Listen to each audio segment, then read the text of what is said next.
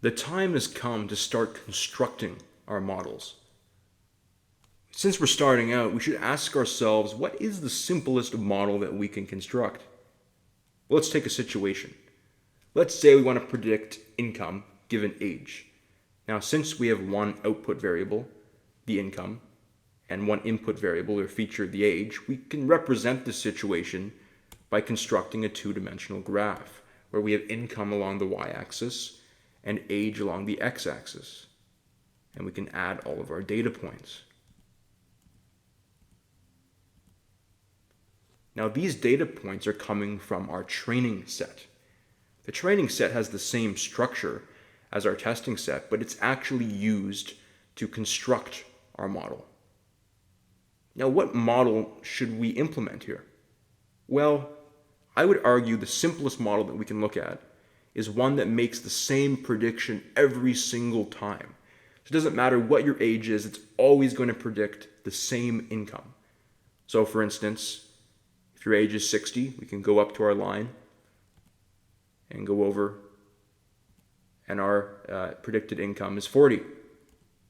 If our age is 20, we can go up to this line and go over and represent, and we see that our income is 40 again. So it doesn't matter what our age is, we always get the same output or same prediction for our income.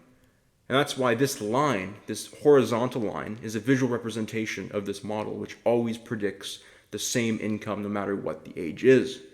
However, the question is, what should this one prediction be? Or where should our line be placed? Well, first, let's talk about what our model looks like mathematically.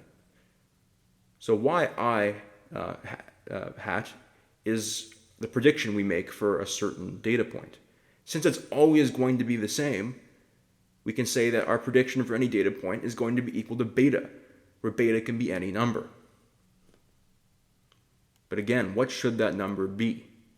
Well, last time we talked about mean square error.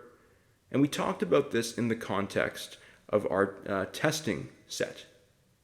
However, we can also use mean square error to construct our model by applying it to our training set. The goal here is going to be to reduce the mean square error, to find the minimum of the mean square error. The first thing we can do is replace yi hat with beta, because we know that our prediction every time is going to be beta. Now, if you need a refresher on calculus, specifically multivariable calculus, you're definitely encouraged to do that, as we need to find the minimum of this multivariable function. And to do that, we have to find the partial derivative of the mean square error with respect to beta, because we want to find what value of beta is going to minimize our mean square error. And if you recall from calculus, to find a minimum or maximum, we have to set the partial derivative to 0, and then we can solve for beta. What we can do first is get rid of negative 2 over n by dividing by negative 2 over n on both sides. Now we have 0 equals the sum of yi minus beta. Now, since addition is commutative, it doesn't matter which order we do it, we could add up all the yi's first and then subtract the sum of the betas. But how many betas do we have? Well, the number of betas we have is going to be the same as the number of predictions we're making, which is the same as the number of data points in our training set, which we call n. N is the number of data that we're dealing with. So we have n betas. Now it's very easy to rearrange for beta. We can move n beta over to the other side and then divide by n, or multiply by 1 over n. And we get beta is 1 over n multiplied by the sum of all our yi's.